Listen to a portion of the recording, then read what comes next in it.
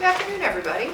We'll get started. Call the meeting of Southside Network Authority to order for September 12th. Good to see everybody. Happy Friday.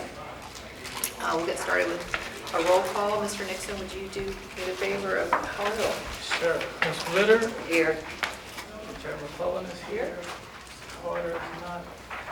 Dr. K is here. Ms. Wilson is virtual. Ms. Fitzpatrick is here. Ms. Weitzel is here. Mr. Hayes is not. There he is. He's here. Ms. Days is absent. And Mr. Wallace is here. Good. We have a forum.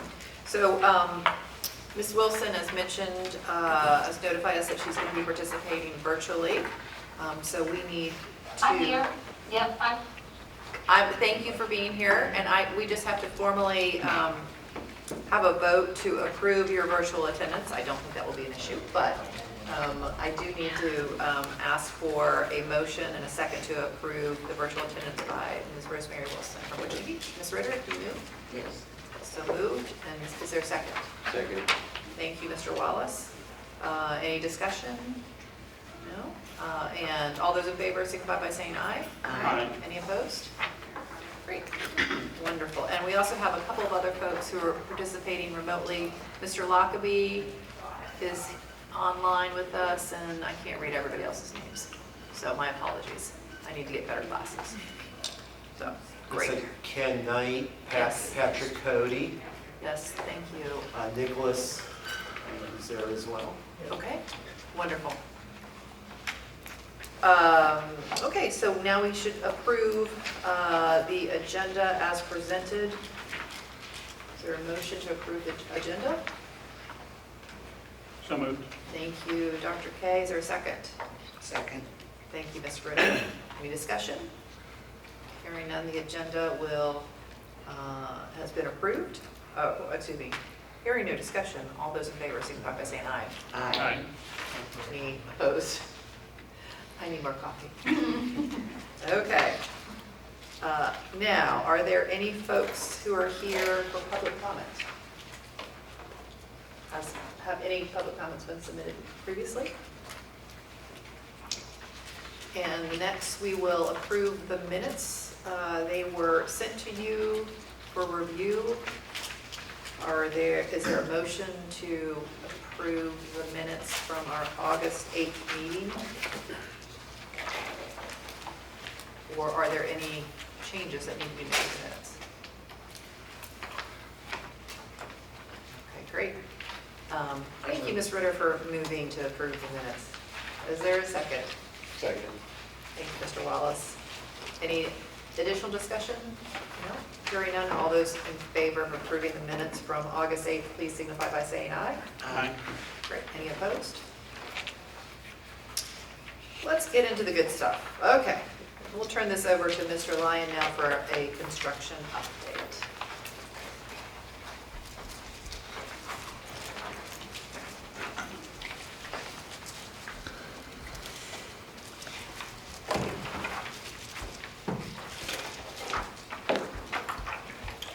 Good afternoon, everyone. All right, so we got some updates for this board meeting on construction. We'll talk about the timeline, the production map based on conduit of production, go over our dashboard with our percentages being complete, and then run through each member city's updates, and then we'll have some questions as we go. So the timeline is still on track for Portsmouth, Chesapeake, Norfolk, Suffolk. For Virginia Beach, we do have a risk right now. Possibly Jeopardy is missing the timeline, and we'll talk about that. It's primarily surrounding on permitting, and when we get to Virginia Beach slide, we can discuss a little further on potential risk and jeopardy of missing the March 31st date. So this is our production map of conduit only still. No major changes from the last board meeting. We're still working on gaps in certain areas, and obviously permitting the railroads and other areas as well to complete those. So this is our dashboard. We're about 72% complete on conduit installation.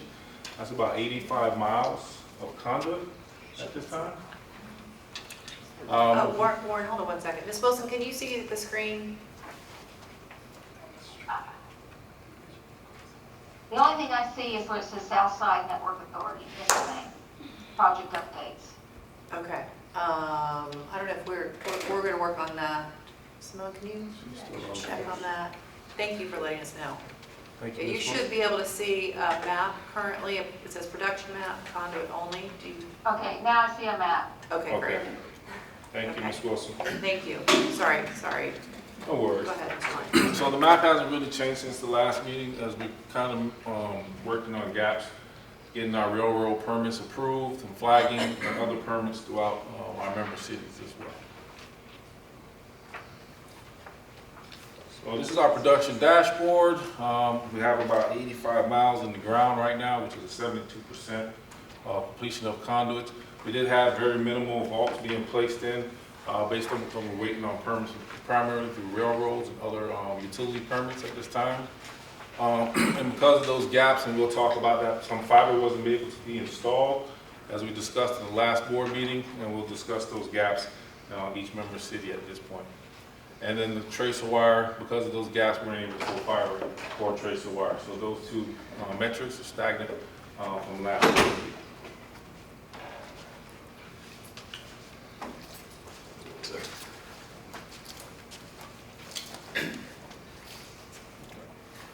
Moving on to the city of Portsmouth, we're about 83% complete, no changes there. We're still working on the Midtown Tunnel Agreement.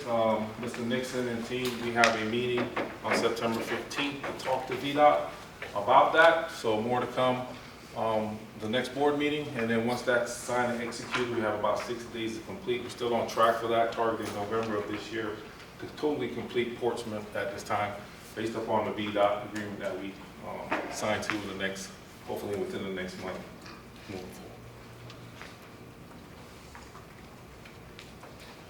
forward. Moving on to Chesapeake. So we're in the final walkout stages with Chesapeake.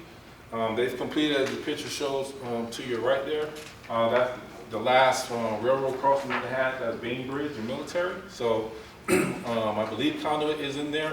I spoke with the team over in Chesapeake last week. They're doing the final walkout. They're identifying the gaps from the missing pieces of conduit to turn over to us on the south side and the north side as well. So once that's complete, you get confirmation. The co-bill agreement between SNA and Chesapeake for the bill, for the portion, that's on the legal review right now. We'll continue to execute that moving forward. But Chesapeake, as you said, just minor. Few gaps, and they'll be complete, and we'll kind of sign off on Chesapeake completing the portion of the SNA ring by next month. Shifting over to the city of Norfolk. Excuse me. So we're still working on the courthouse, downtown Relo and Granby. We do have locates in between that section on Freemason heading towards there. We're potholing, and that's still in progress. We potholed some stuff that wasn't identified last week through locates, and we call those in, and we're still having some trouble with locators within the market on that particular section to get down there and clear our tickets. So we can talk to Danella and team, and we're going to escalate that up to 811 leadership, see if we get a meeting to see how we can push through that so we can clear our tickets moving forward for the downtown reload. Little Creek Railroad is still pending flag personnel. On the East Virginia Beach Boulevard section, there's a third-party contractor currently on site, which is not allowing us to move forward with our construction. They're on the same side, so they're still on there as of yesterday. Danella and team is going to do a ride-by again today to see if they're out there, and hopefully we'll be able to continue construction next week or move forward with locates and potholing on that side of the road.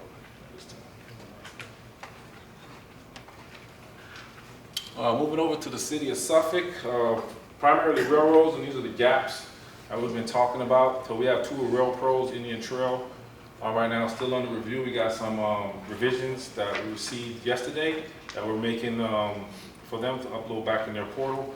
And then Wiggins Road is in queue right now for flagging personnel as well. The 5 G and W railroads, they were all approved. And these are the schedules and construction dates for those 5 locations. Flagging personnel has already been queued up for that, and Danila as well. So that would allow us to complete significant and more gaps within the market, so we can pull fiber at this time.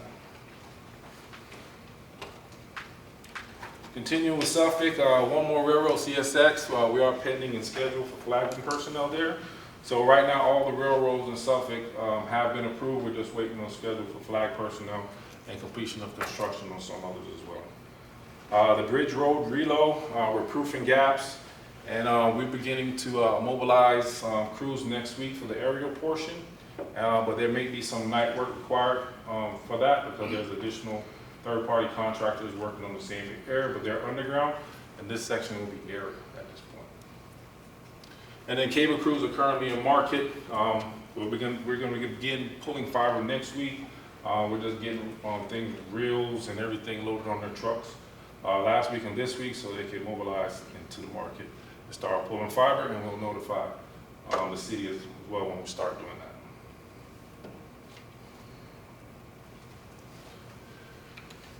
Shift over to the city of Virginia Beach. So permitting updates as of September this week. We have a total of 31 permits altogether that needs to be submitted. We have submitted 16 of those so far. We have 15 still pending, and our goal is to submit 2 to 3 a week. So by the end of this month, early of October, we should have all permits within Virginia Beach in their portal for review. And right now we only have 3 of those 31 permits approved at this time.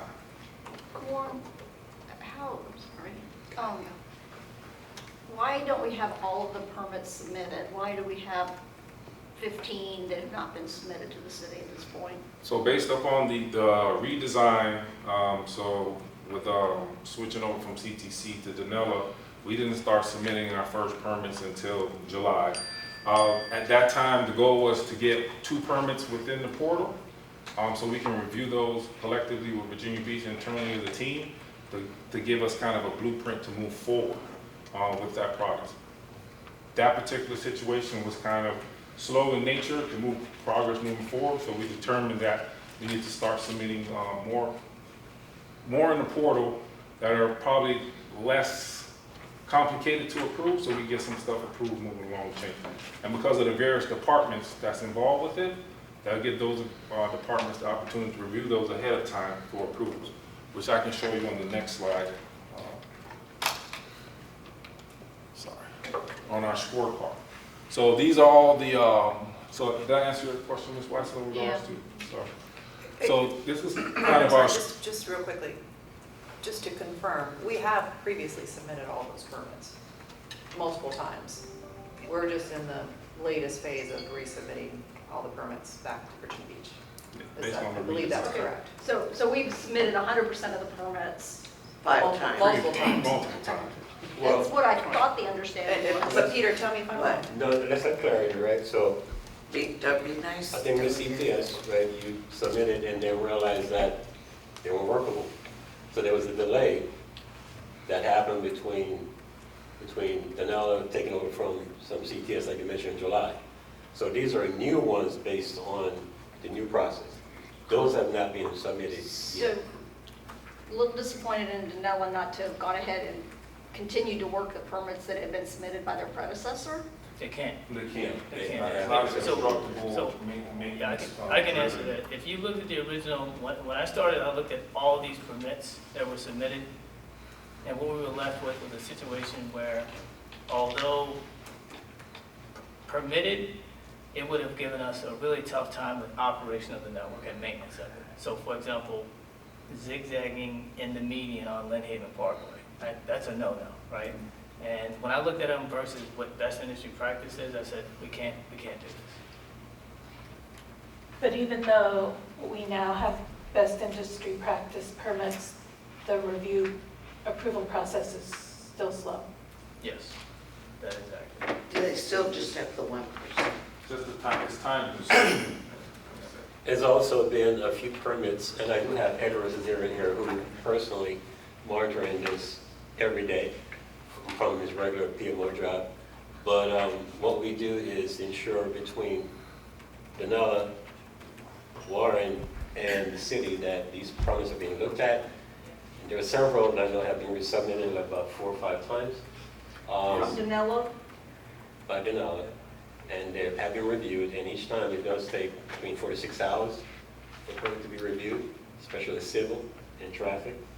If you want to add any more to that, Edward? Absolutely, that's correct. So there are some rejections, not for all of them, but for most of them, between 3 to 5, 6, in some cases 7 times. But we have offered the traffic plan and the construction plans to be combined so that there will be one plan for the 2 departments to look at it at the same time to fasten the progress.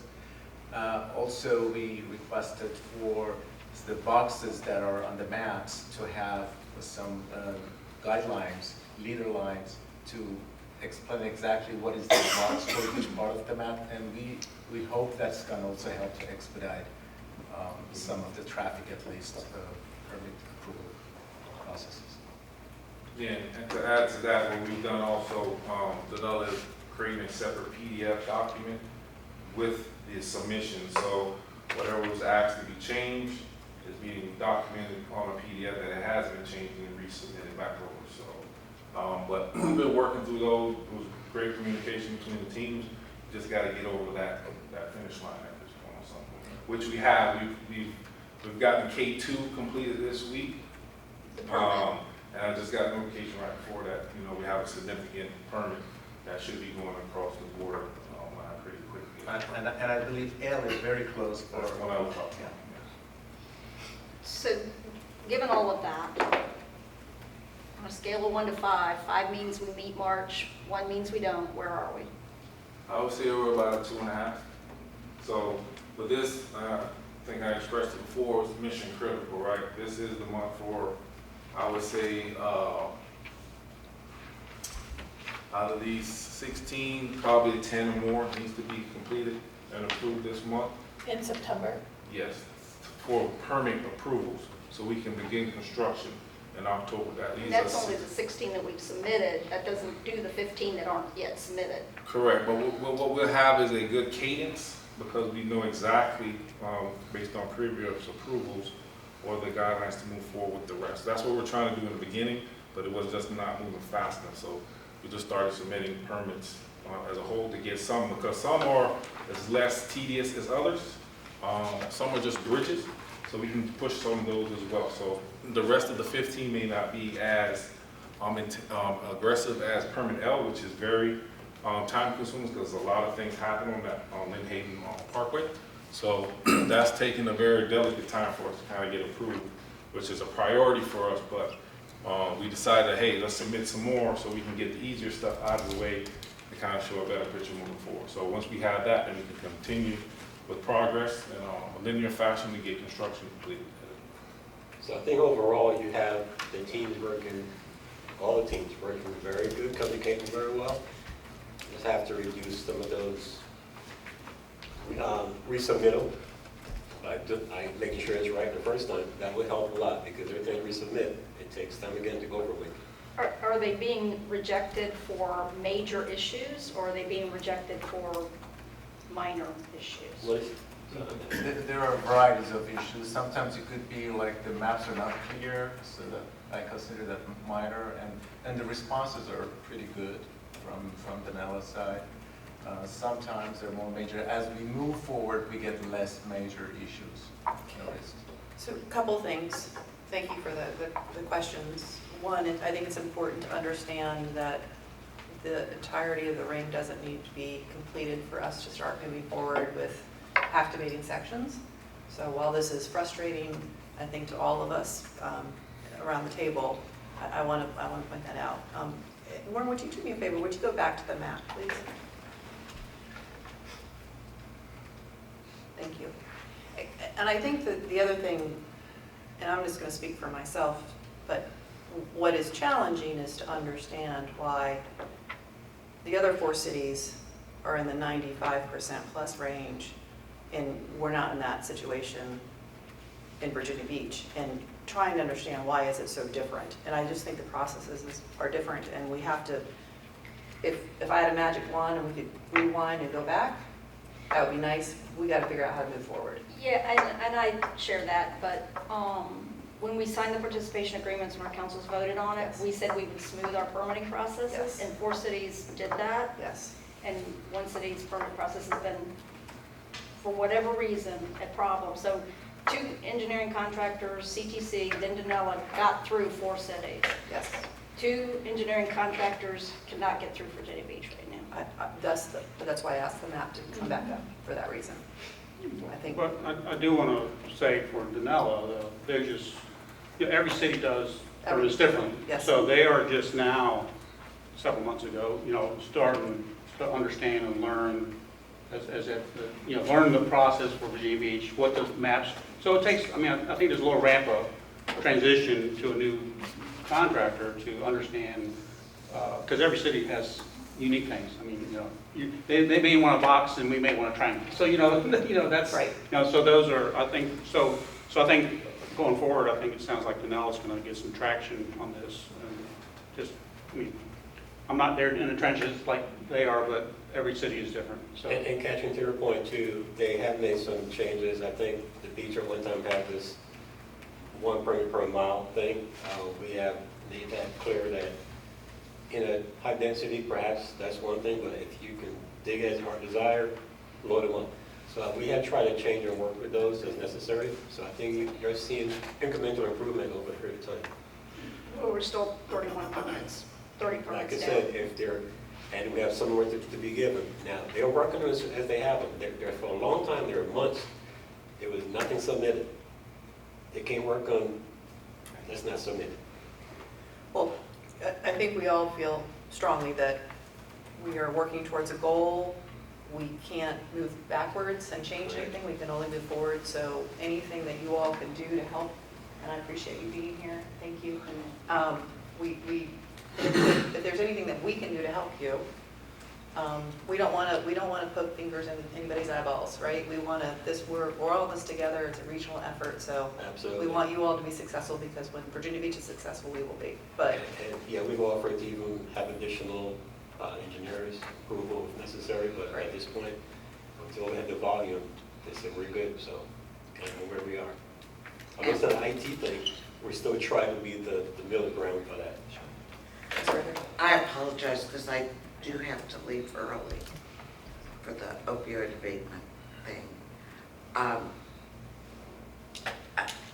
But I do have to say this before I go. We're all responsible for the cost of these change orders. So the authority is. And do we know what those are going to be? not yet. We're not going to know until all these permits have been handled. And then Do we're we have in an discussions with idea? Janella about that. What the change orders are going to be? I have asked the question many times, and the only information that I have been assured has been it will be less than the money that we have available for the change orders In the capital improvement fund. and Yep. in the capital improvement fund. But beyond that, we don't have it. Until we get, Janella can't tell us what the change order is until they know what. In the existing CIP fund? Yes. Yes. So question, I don't want to interrupt before we finish with the Virginia Beach situation. Are we finished with that? I have a question about that. Yes, sir. Of all these permits that's pending, what's the critical path here? 'Cause I can't imagine that all of them are like, hey, that's gonna hold the project up. Or am I misinterpreting that? Which ones are the ones that it's critical to get through? Well, we have a priority list. It's let me go back to it. That's the chart. Scorecard here, so if you see these numbers at the bottom here, we give these as priorities, right? So you have 1 through 14 right now. Those are the priority ones that we say, hey, and we based on that by priority by our partner and also constructability. Because one thing we don't want is, permit 1, what we prioritize as 1, and then you jump to 14. That doesn't leave us a straight running line to move the conduit. There's always going to be gaps.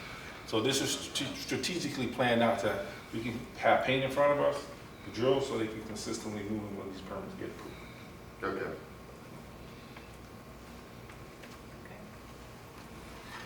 Warren, I think we're good with Virginia Beach. Mr. Hayes, that did you? So I had a question going back to the schedule. You had listed the schedule of Portsmouth Oh, sorry. in November, I think it was. Another one, yeah. Yeah. So is it that the completion of Portsmouth is that contingent before you can begin the work on Chesapeake? Is that a reason why? No. So Portsmouth is, two things in Portsmouth. We've got the VDOT agreement that we have to work out to get to the Midtown Tunnel, and then get the fiber into the in-kind agreement for that bridge crossing. Those are the only two aspects of Portsmouth that's remaining to be completed. And we can't move forward until we get an agreement with VDOT. Mr. Hayes, are you asking, are they linear and one has to be done Correct. before the next? No. No. It just so happened that Yes. that's the schedule. Yeah. Well, yeah, this is based upon, we anticipate crews to get in, getting everything approved. This is conduit, fiber, splicing, and completion date for the member city at this point. And there are portions of the ring that Yes. can be lit up now, and our partner could start to market those and bring customers in. So we don't have to wait for the ring to be completely Correct. finished before GTS and Spark start to realize customers. Right, I mean, from last board meeting, I did speak with our GTS, our partners, in regards to strategic areas that we want to see. Some are dependent on some of this construction stuff that has to be done, and some are not at this point for segments to be active.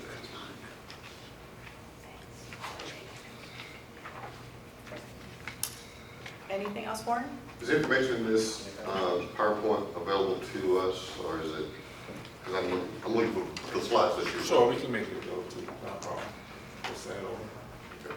Particularly that, the eye chart. Say It's yes. hard, the eye chart's hard to see, but, yeah. Any last questions, comments? Thank you very much. Thank you. Okay. Now we're going to go into some committee updates. So as part of the strategic plan recommendations, we created a variety of committees. And so we're going to now start to have monthly updates as to what those committees are doing. And I think this will be very fruitful. So we'll start with the Finance Committee update. Yeah, so, first of all, I'm not leading the finance committee, it's Ms. Weitzel, but, Yeah, but that isn't the current budget. yeah, Finance Committee so- isn't monitoring our current No, budget. you're This is a moving current budget Right. financial report. So I want to That's thank important too. Teelan from HRPDC and Ms. Weitzel for helping us make sense and put this stuff together for us, and I'll just present it as best I can. All right, so you have this in front of you, and it may be easier to read on your particular document, but I want to take you down to what we will have left over at the end of the fiscal year, which would be June 30th, which is the 145,489. So as you can see, that's running it pretty tight, but that's where we will be. And we don't anticipate any spends that will take us into the red in any particular way. I also want to point out at the bottom, which is the funds allocation for the project. As you can see, the project is $27,388. We paid $15,861,000, and we have remaining $11,476,000. So, also, if you want to look at the OpEx side, we had an overage here.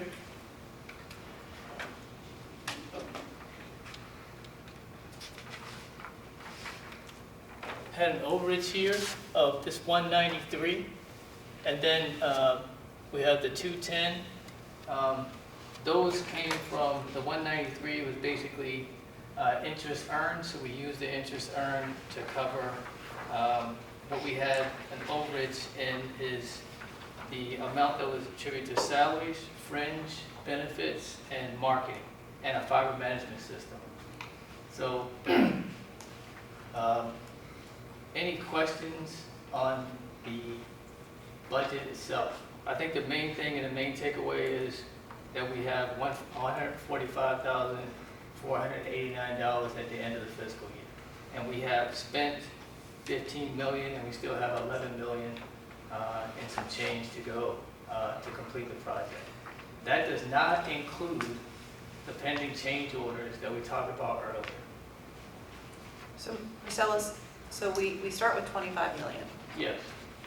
but now I'm seeing 27, Yes. 23 million. So we have, the 25 million went into an interest-bearing account, and we gained interest in that amount between the difference between the 25 million and the 27. That was a steep to berry special, right? He'd be a good Yeah. husband. Thank goodness he did that. Yes. This also does not include an assumption that the cities will all provide their $500,000. It's not included in this number. And it does reflect the current estimate of change orders that is in there.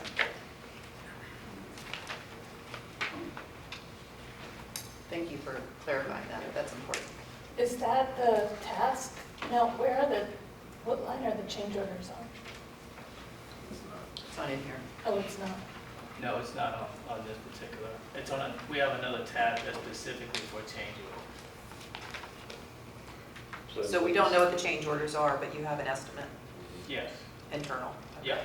So is that what was said? I wasn't sure if that's.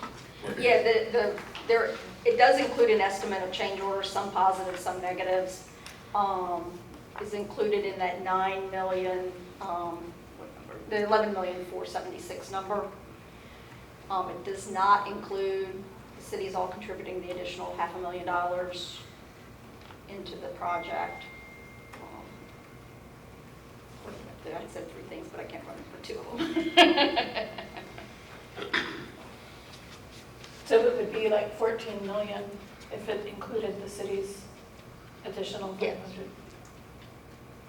Well, that 146, so the 145,000 number would be 2.6 million. Yes. Oh, okay, so that doesn't get added to the remaining, It would come, if the project needs it, it would come to the project, right? It would get added in both.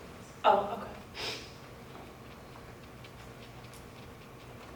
And I assume, Teelan, that there's some amount that's still available in the interest account, the LGIP account. We're still earning interest. Yeah. The account where the construction money is being held is still earning interest on a monthly basis. In the last 2 months, it's earned about $83,000 of interest.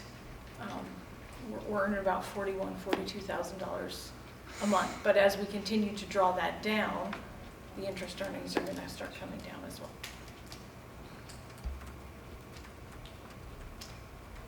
Any other, Catherine, you have any other comments, concerns? Mr. Nixon? Any other questions? No question?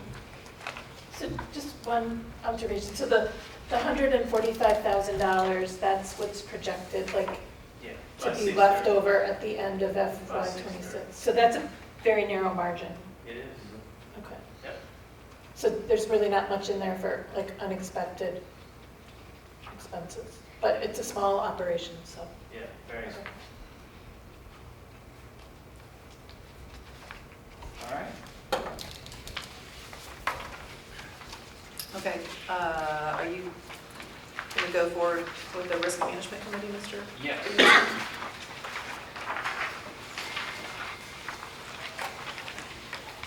Also want to be cognizant of time. You guys want to take a break?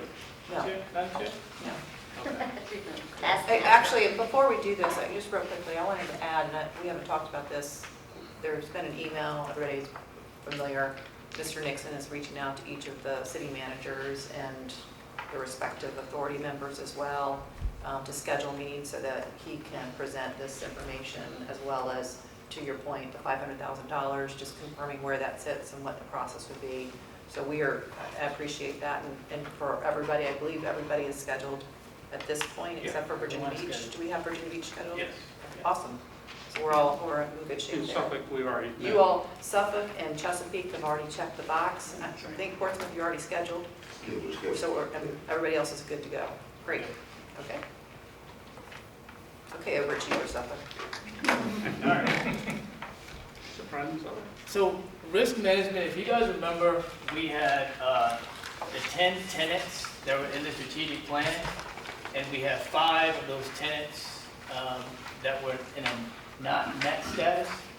These tenants are best industry practice for projects of, fiber projects like ours. So what we decided to do, if you remember from the strategic plan, was to move forward with trying to cure the unmet status for the 5. And one of them was finance, which we just went over. And then the next one was we need to have a risk management committee to address some of those statuses. So what I'm going to present here is kind of just a flow for potentially helping our P3 partner GTS in their endeavors to deliver last mile, and also for the cities to put themselves in a position where they also have a last mile plan. So first of all, I want to just go over really quickly. We have a current state, which was this network is a middle mile network, as we know. The cities were not involved in last mile at all. It was all left to GTS. What I'm proposing is we're still a middle mile network, but a situation where the cities are orchestrating the last mile plan. And I think this would help GTS in their endeavors to deliver last mile, and also put the cities in a situation where they control who gets served. So what we're trying to avoid here is a situation where areas of the cities are not provided service because we didn't have a plan to serve them. Mr. Nixon, Marcel, real quickly, I just want to be careful with how we characterize this. And saying that the cities are going to orchestrate a last mile, I think orchestrate might not, I'm wordsmithing, but it's important, right? It is, the goal is for each city to have a strategy for last mile service in your respective municipality.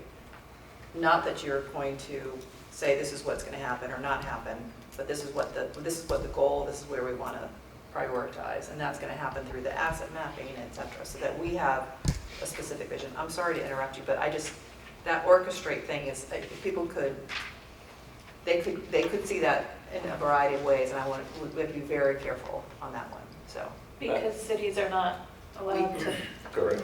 provide us. Right. So I'm sorry to jump in and work, but yes. It's a key point. Okay, so what we're talking about here is, as the chair mentioned, an asset assessment. So that was not done leading into the RCR being constructed. And I would argue that is the reason why you see us running into a lot of the issues that we're running into with the construction. So what I'm proposing is a situation where each city enters into a managed services agreement with the SNA. We would issue an RFP for a consultant. We would orchestrate or oversee the project of basically cataloging all service endpoints within the city. In addition to that, where all providers are, and if they're serving their service endpoints being residences or businesses, via fiber or copper, right? So in my conversations with people in the industry, I hear all the time that, does anybody have a map that shows me where all the unserved and underserved areas are? And I'm saying, well, we're trying to work on one. So what we would do is we would go through the asset assessment, basically walk the cities. We would catalog everything in a best industry practice fiber management system. And then we would look at the areas of need, say, for example, if you had areas where economic development, you had underserved areas, underserved meaning they could not assess 100 megabits download and 20 megabits up. And then areas that are unserved at all. These people don't have access. The only access they may have is via satellite. So we would look at all those, and we would develop a design that would complement a lot of the city networks and what you guys already have in place. So that process would take about 5 to 6 months. The long pole in the tent is the walking the city. So city the size of Virginia Beach would take about 2 months, for example, and that would be 2 people basically cataloging everything and putting it into a system in real time. And then what we would do is push, if the city's allowed, we would push that information into your GIS system. So that's what we're proposing. And then if you decide to move forward to build out additional infrastructure, in the case of Chesapeake Connects, for example, move forward with the high-level design, the low-level design, the SNA would be more than happy to orchestrate that process on your behalf as well, with the same contractor that we've used for the other, because they have all the data. And so I have a depiction here. We call this is from the city of Chesapeake as an example, but basically we would note areas in what we call polygons. So you see the different colors. It may not be exactly these particular shapes, but just give you some idea how you would do this. And then you can prioritize how you want to build even sections within those colors. So that's the proposal, and that is to solve what we have, what I consider to be the last mile gap that we have in our current implementation. Any questions? Comment? Mr. Carter? Has the state done a lot of this work already? There are all kind of programs where they're funding these different areas. So I'm glad you asked that question, Mr. Carter. I get this question all the time, and people like me get it asked all the time. So everyone, to include GTS, gets their data for this type of diagram from the National Broadband Map. And everyone knows that the information in the National Broadband Map is incorrect, right? Why is it incorrect? It's provided by the incumbents. Well, you want to tell them why it's incorrect? Service providers are the ones providing the information to who's connected. Right? So I'm saying we can be better, right? Because there's gaps, for example, and when I say it's in error, I'm talking about a situation where you have a 50-home subdivision and the provider offers service to 3 of those homes. But according to the National Broadband Map, that 4th house and on is served by that same provider when there is no infrastructure there to serve them. If you go up to that website, if you're that 4th house, to the company website and type in your address, it comes back and says service is not available at this address. I'm saying we need to be better than that. So, does that answer your question? Not actually. What I'm asking you is, while we're repeating that same work, we're going to get somebody that's going to design, or not design, but just walk that city. Yeah. And say you have fiber here, you don't have fiber there. Yeah. What's the value of that to the city itself? If I can't provide that last mile, and I'm providing the backbone already, what's the value of that to me? Yeah, so the value is you now have a plan to have a conversation with organizations like GTS to say, we would like this area served. We know how much it costs to serve this area. And but today, for example, my concern is you have a lot of situations. I'll use Norfolk as an example. You have carriers building out in Norfolk today. You see their fiber everywhere. But what they're doing is they're cherry picking the city, meaning they're going to leave some areas unserved or underserved. And the city will be slightly better off even with carriers coming in. What I'm saying is develop a plan and you kind of lead the discussion on the entire city being served. So why would I just ask GTS to develop a plan that's going to serve my city? But and I either approve or deny the plan. yes, that's true. That's an option. That's an option. But you're leaving the control in the hands of GTS, right? And what I'm saying, or any carrier for that matter, what I'm saying is, just like the cities would take control of any other piece of infrastructure, take control of your fiber infrastructure that's serving your citizens. And just to be clear, though, I think it's important. This is the recommendation. It's a recommendation. That the cities individually conduct this asset assessment. But Yeah, there's I no understand that. requirement, there's no, the SNA isn't paying for it, it's just they could help be the facilitator of it. And it's just a recommendation. Portsmouth might say, yes, I want to do that, well, Norfolk says, no, we don't, because we already have it. It's just I'm sorry. Just Yeah, wanted to clarify. I understood that. Okay, thank I'm you. just asking why. Understood. And I'd like to piggyback on that too, if I may. A lot of times we've had 3 different providers since the ring started coming to Virginia Beach. And they already did their homework, their market study, and that's what they do last month to connect, right? So again, that's being done by the private sector. Are we doing something that's already existing is the question I think that you're trying to get at. Exactly. Again, if I can't provide the last mile, why am I doing a study about the last mile? I think the people that's going to provide the last mile should be doing the study on the And last make mile. profit from it. Exactly. Again. And I'm not saying nobody can shoot or not. I'm just asking questions about the process. Yeah, so again, it gives the cities control of how their city is served, whereas today, you have gaps. I mean, if you leave it up to providers, in my opinion, you're going to continue to have areas of the city that are unserved and underserved, right? So we have a long history of providers serving themselves, but not taking the city's well-being into consideration.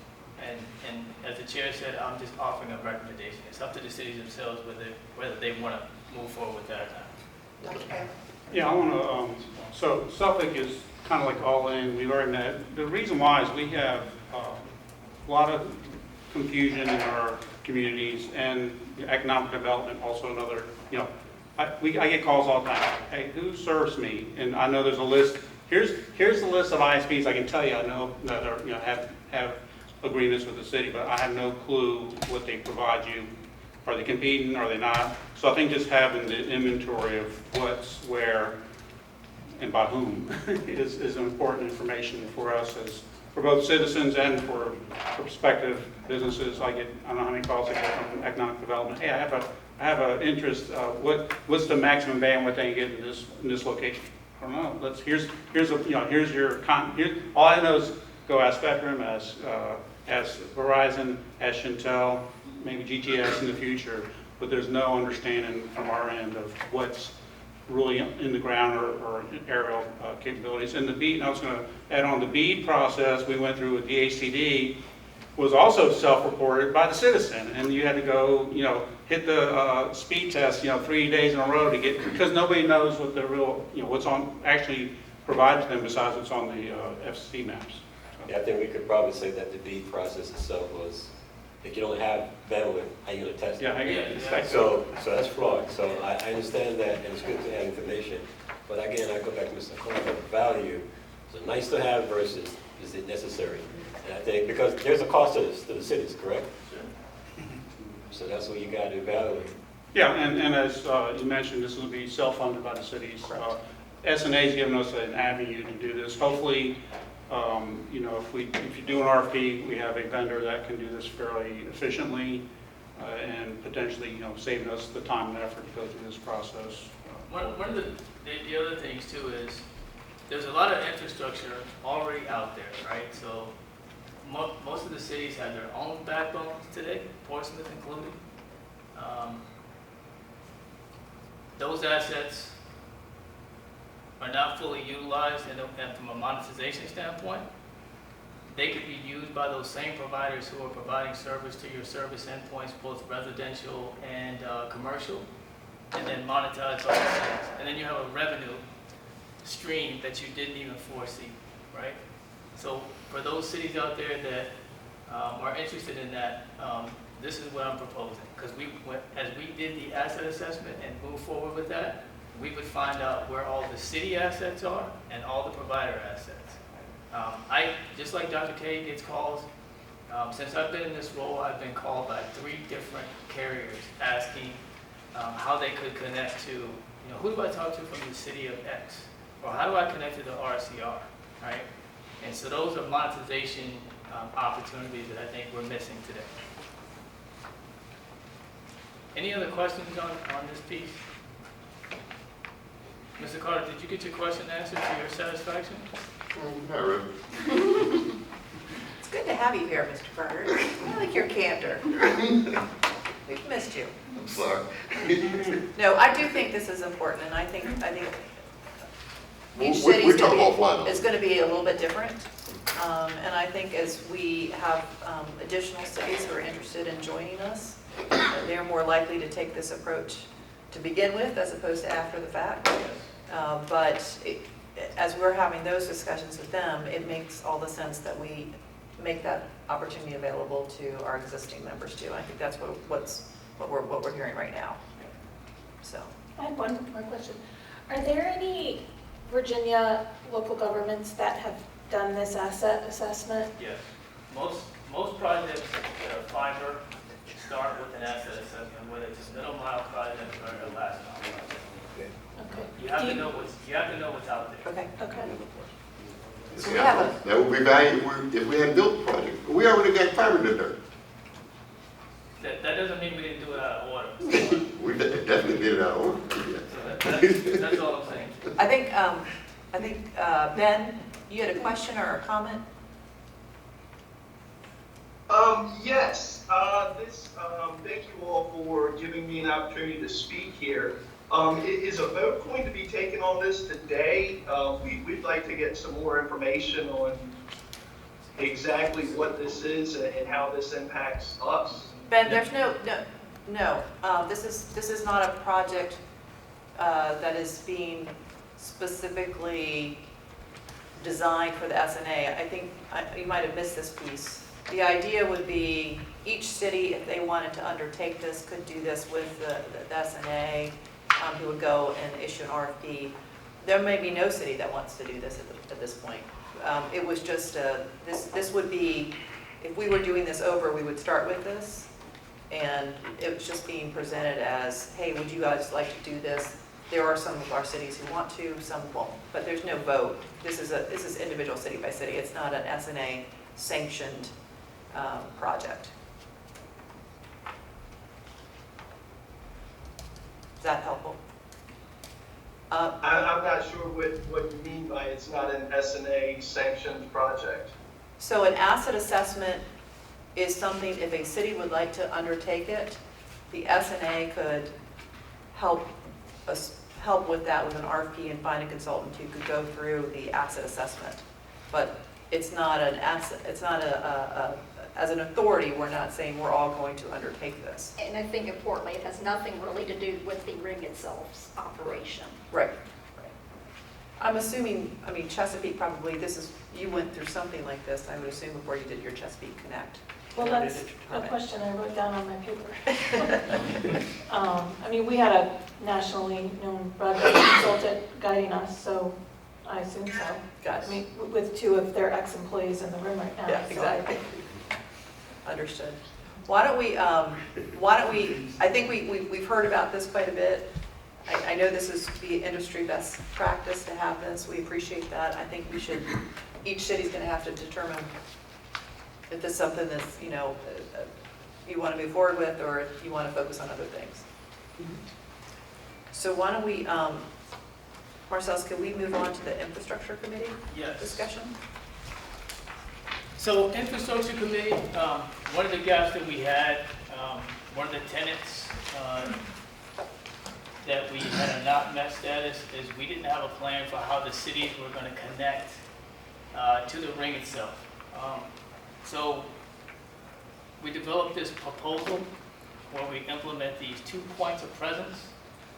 I have surveyed every city, well, not every city, with the exception of one. I've surveyed the cities and looked at their locations where they would implement these locations. I am recommending 2 of them for obvious reasons. So you have 2 locations instead of 1, and you don't have a single point of failure. So what we see here, and this is, I'm using Norfolk as an example. The RCR fiber passes right in front of these 2 locations, and in every city, as you guys know, has access to 6 fibers on the RCR. And so we would pull those 6 fibers into each one of these locations, and those points of presence, as we're calling them, would sit right on the ring. So that gives the city the capability to cross-connect fiber right into the RCR if they have to go to the next city over or connect to an asset that sits on the ring itself. And I want to be clear, this is the city's infrastructure. This is not SNA infrastructure in any way. I've made some recommendations about equipment, but this is not SNA infrastructure. This is for us to begin to use our 6 strands. Yes. Right. Yep. So, if there are no questions, we can move forward with the Economic Development Committee. So let me start this one. This is the committee that I got voluntold to chair. But I have to tell you, I'm really excited about this committee. We've had some really good, thoughtful discussions. And if your respective city hasn't had the opportunity to participate, I would highly recommend that you encourage your staff to be there. These are more almost in a sort of a get to know you, this is what the SNA is, this is how you could future benefit from this. We've had Charlie from Portsmouth, Captain Days has been there, we've got Bob Schrack from Norfolk has been there. We even had some friends come over from the peninsula in our last meeting, and we'll be widening this up to other members and to GTS as well. By the way, so we haven't forgotten about you, but we are excited about the conversations we have had. And Marcellus, we've talked about specifically how they, as their economic development teams, can start to think about how they market the SNA as they're considering future opportunities. So we just want to make sure that they are, one, well-equipped, and two, have a good relationship with Marcellus so that he can also be their wingman, as he likes to say, in future discussions. And so I think they are very excited about what we have to offer. And we've had some interesting discussions, and not only in terms of the Go Virginia, these are the specific target areas, but also this is important, this is sort of the big picture of what the SNA, beyond just our initial ring, but what we can do and how we can grow. So do you want to talk through what this looks like? Yeah, so really quickly, what you see here is the RCR itself. This is the ring in the middle, as you see, connecting all the cities together. And then from there we have access to subsea cables, both going to France, Spain, and Brazil. Shows these as connected through Virginia Beach. And then you see the crossings as well, going to Hampton and Newport News, and then up to Richmond, and then Ashburn. In Ashburn, everyone knows that Ashburn is one of the most connected areas in the country, if not the world. Most people they're saying that they're connecting to the cloud. They're connecting to AWS, Microsoft Azure, Google Cloud, Akamai, or Meta in some way. Most companies that would be coming to this area are going to ask you, that's the first question they're going to ask you, is how do you connect to Ashburn? I've already heard that from at least 20 people that I've talked to thus far. And then the second thing they're going to ask you is, what's your geographic redundancy? Meaning connecting to another city that has that exact same connectivity, so if there's ever any impairment issue, you have a second way to still service the same infrastructure. So that's why we have Atlanta here at the bottom. And then that's the big picture. So connecting to the ring, you also have areas of access to the ring. I want to be clear, those are not those city pops that we just talked about.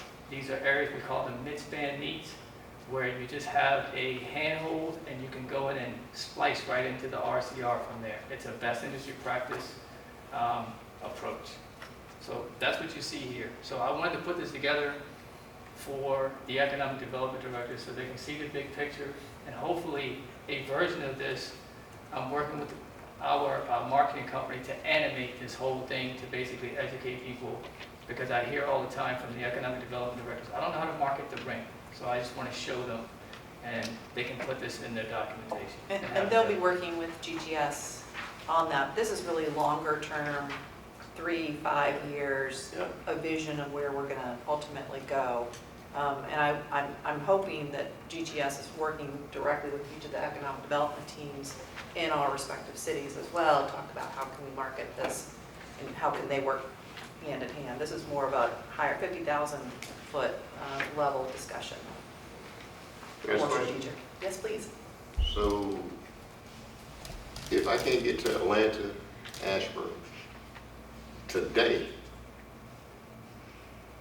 what's the matter? Today you get there through your ISP, Mr. Okay. Brown, right? But your ISPs, I would argue, may not have the most efficient way to get there. So one of the things again, talking about when Dr. K and I were having this conversation about asset assessment, we were also talking about looking at the flows of traffic on the network as well, right?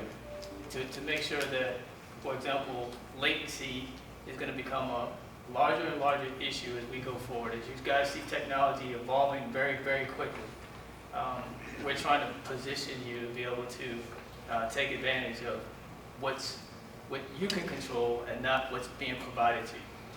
Right, I understand the ISP piece, right, but there's no connection from our network to any of these other networks. We've got to have that third party, is what you're telling me. Yes. So what I'm saying is, instead of sending a traffic through your ISP, Right. and then hopefully it gets there, is you know that it's going to these cloud providers in the way that you see on this diagram. Steve's estimation, that's the major piece. Yes. We don't disagree. That's why it's up here on the diagram. And this was if you remember, this was the whiteboard discussion we had when we interviewed ourselves. Yeah. So we'll continue meeting. This is really sort of big picture discussions. And it's been fun. I mean, they've been very enthusiastic. I think they've learned a lot, the folks who've been participating. One of the best questions I got from a CIO was from Chesapeake CIO. And this was during a previous conversation, and he asked me, so if we're successful, I said, you mean when we're successful, right? When we're successful, what does all this look like? And in my mind, this has always been what it looks like. Any other questions? Well, the good news is we're halfway through the meeting, and we're going to take a quick break, and then we're going to go into a closed session. I have one question. Yes, sir. You mentioned GPS as part of this. Is it going to be back at the next meeting or starting soon so that they can be? Yeah, I asked the economic development directors themselves, what they wanted. They said I think they're still learning, and they wanted to have more of those discussions. That doesn't preclude GTS from having those meetings individually, and I hope if they're not having them, they would be having them. So if it's not in the next meeting, it'll be the meeting thereafter. We haven't gotten onto a cadence of what that monthly meeting date's going to be. So we have a doodle poll that I'm responsible for that I haven't been sent out yet, but yes. Because to Mr. Carter's point, when they come to the city, they just want to get to the internet. That's all they care about. Not Ashburn, not anywhere. And they want it for cheap and high capacity. Without those two connections, we got a network to nowhere. Yeah. Right. Mr. Lockaby, are you available to help me with some language for closed session? Yes, ma'am, I am here, sort of. Were you looking to go into closed session right now, or were you looking to take a 5-minute break? What's your recommendation on procedure? We want to take a break and then go into closed session. So I would take the 5-minute break and then go into closed session afterward. Okay. So it's 2:06 at 2:11 on the dot. I expect you to be back here. And in terms of closed session, when we go in, we're going to allow the city representatives who are here beyond the authority members. They should be included. As well as the PDC. Yes. Okay.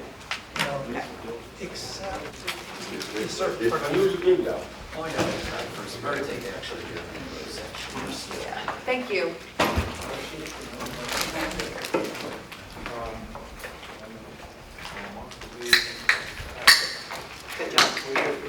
Marcel, first we have to take action to go into closed session. Yes. Mr. Lockaby, we are now assembled and ready to go into closed session. Could you please read the language required? That's great, Madam Chair. I'll read off a proposed motion. We're looking for, I believe that you're looking for a motion to convene a closed session pursuant to section 2.2-3711 of the Code of Virginia of 1950 as amended for the following purposes. Under subsection A6 relating to the investment of public funds where competition or bargaining is involved, where if made public initially, the financial interest of the authority would be adversely affected, related to joinder of additional authority members in investment of funds. Subsection A8, for the purpose of consultation with legal counsel employed or retained by the authority regarding the specific legal matter of the authority's comprehensive agreement with GTS. Subsection A29, for the purpose of discussion of the award of a public contract involving the expenditure of public funds and discussion of the terms or scope of such contract relating to a contract with the Virginia Department of Transportation. And subsection 833, for the purpose of discussion or consideration by a local authority created under the Virginia Wireless Service Authorities Act, of confidential proprietary information and trade secrets related to access to the subsea cables. And I believe, Madam Chair, that the alternate board members, Mr. Nixon, Mr. Lyon, myself, and the legal counsel and CIOs from each of the cities are necessary or convenient for the full consideration of the matters to be discussed in closed session. And I would amend that to include PDC staff as appropriate. Yes, like Ms. Elmore, yeah. Yes, and Mr. Crump. Thank you. Yes, And Mr. Crump. Yeah. PMO. yes. Any associated city staff. CIOs or designees. Yes, thank you. Yes, thank you. Okay. Is there a motion of that, using that So moved. language? Thank you, Mr. Wallace. Is there a second? Second. Thank you, Ms. Fitzpatrick. Is there any discussion? Hearing none. Do we have to do a roll call? Or Mr. Lockaby?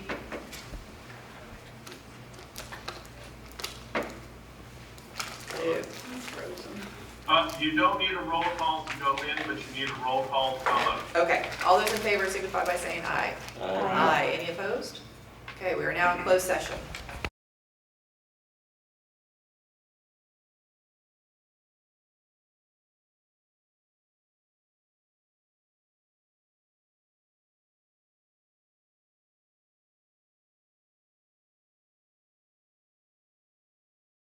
If you're asking for a motion to return to open session and to certify by a roll call vote that to the best of each member's knowledge, one, only public business matters lawfully exempted from the open meeting requirements of the Freedom of Information Act, and two, only such public business matters as were identified in the motion to convene the closed meeting were heard, discussed, or considered in the meeting by the Board of Directors.